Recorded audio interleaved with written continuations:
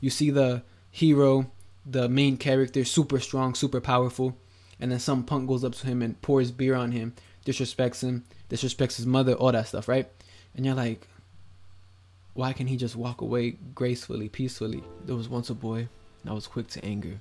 He had a short temper, would complain, would get mad easily. He'd sometimes take it out on his friends, but even worse, his enemies got the bad end of it. He didn't care about being loved, he cared about being feared. He thought this was true strength, but he didn't realize that this is true weakness. But the warrior is not quick to anger, calm like the ocean with no waves, rationalizing and thinking, holding himself accountable and giving an opportunity for the person, if honor was disrespected, to correct himself. First questioning himself before making a decision and holding himself accountable. Just remember, a samurai was never quick to draw his sword on an opponent, because he knew that when he did draw his sword, it meant that he had to cut down his enemy. The boy I was talking about was me. And I'm sure that if you're watching this video, the boy is probably you too, regardless of age. I had a lot of things going on when I was young, at home and in life in general. It was just a lot of things going on, especially for a kid, right? And a lot of the times, my temper was a defense mechanism. It was, it helped me a lot in situations. And not only with fighting, I don't want you to think that this is just fighting. This could be with words too.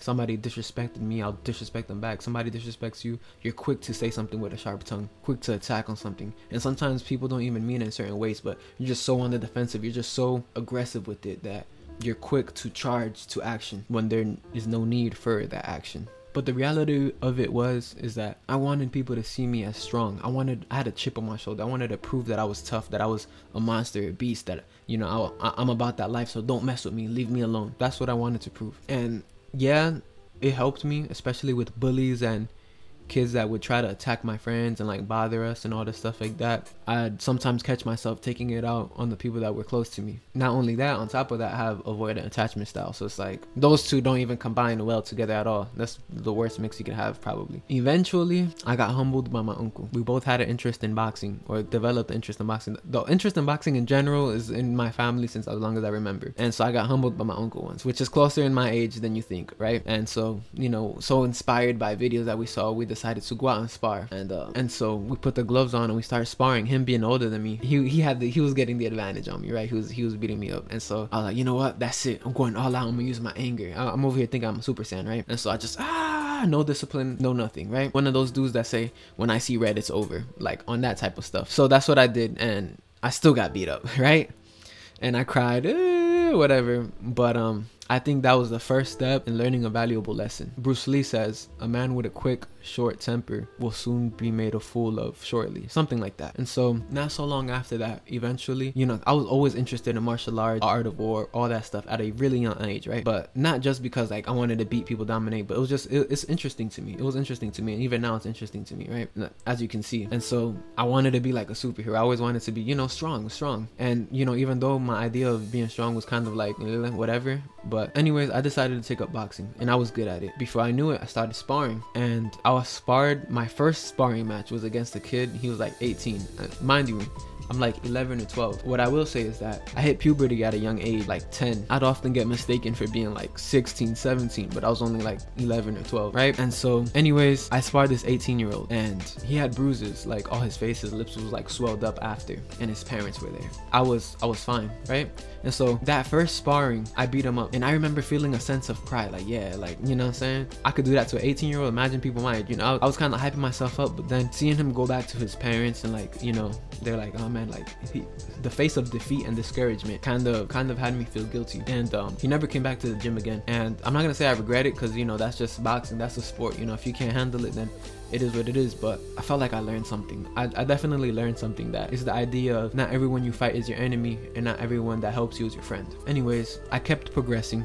I kept boxing, whatever, and I was, like I said, I was pretty good. And so there's an older guy, the older coach, he takes a liking to me. So he sends one of his older, you know, he trains the older kids, right? 16, 17, 18, graduated already in high school, all that stuff. I trained with more people kind of like my age or whatever. So he basically recruits me to train with the older kids. So I go, because it's like, if I want to be the best, then I should train with older kids. So I train with the older kids, and boy, did that humble me for sure. Not only because the older kids were beating me up, because yes, they were, but because my coach would beat our ass in training, not like physically, but mentally, spiritually. Like, the amount of times I've thrown up, have had cotton mouth, like queased in pain, Meryl, I'm telling you, those were some grueling days of training.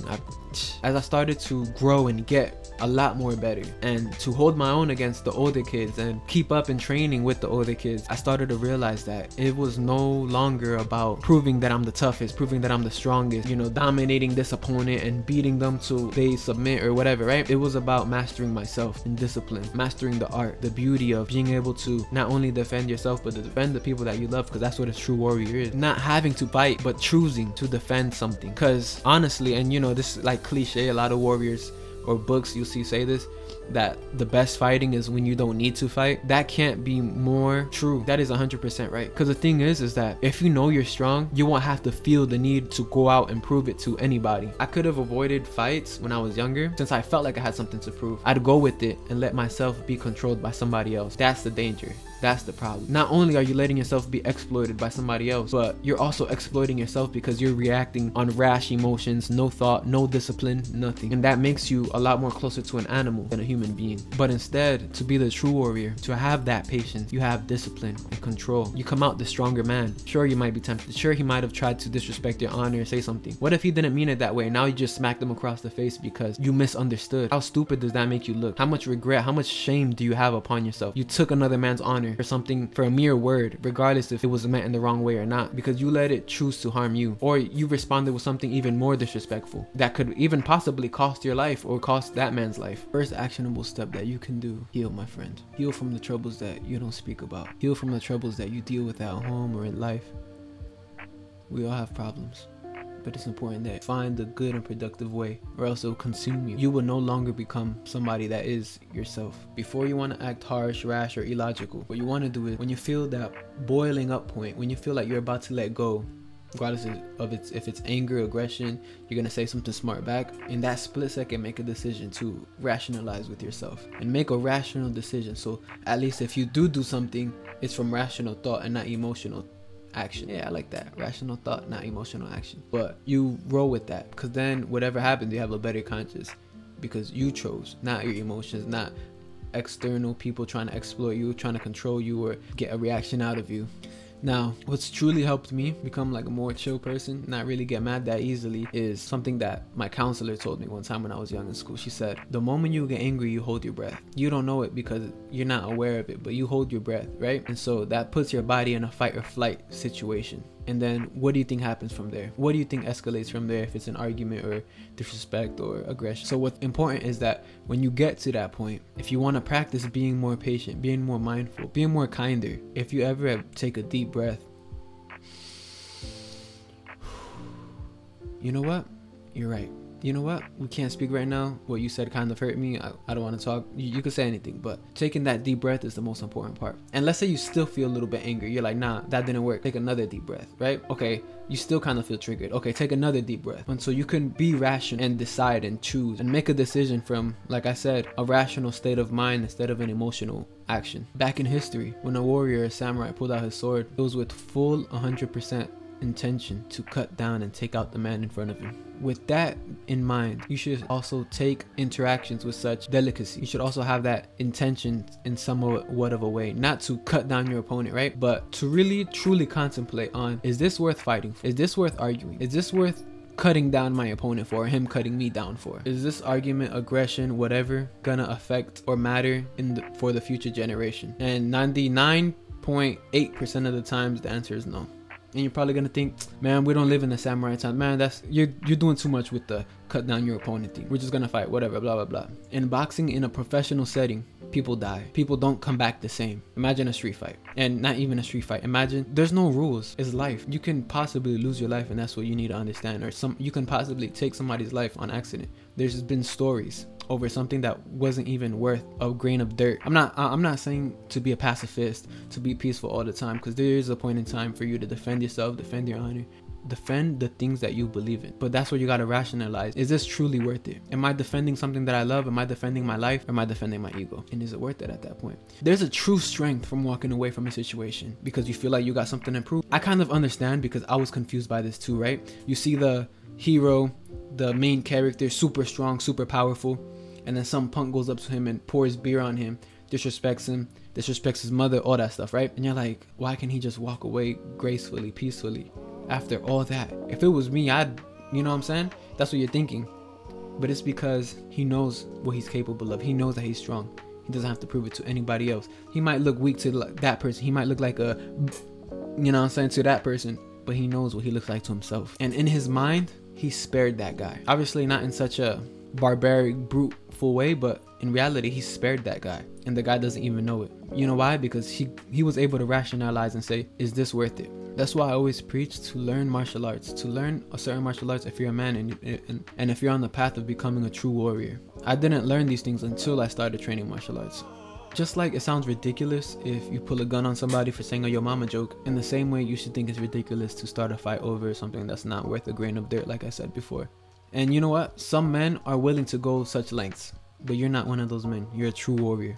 And in the art of war, it says, the greatest victory is that which requires no battle. Because, and think about it like this, right? If you walk away from a situation, if you're the bigger, stronger, smarter person, you don't always gotta act or react with something, come back with something smart, because you're letting the other person control. You get a reaction out of you, and you know, and you're in your weakest point. And that was one of the points I made in one of my last videos of signs of a weak mindset, and it's that you lose composure. You should always be composed. You should always be stoic, calculated, because you know why? Like I said in another video, you throw your enemies off and it almost gives you an unpredictable essence because they can't figure you out. That's the strongest version of yourself.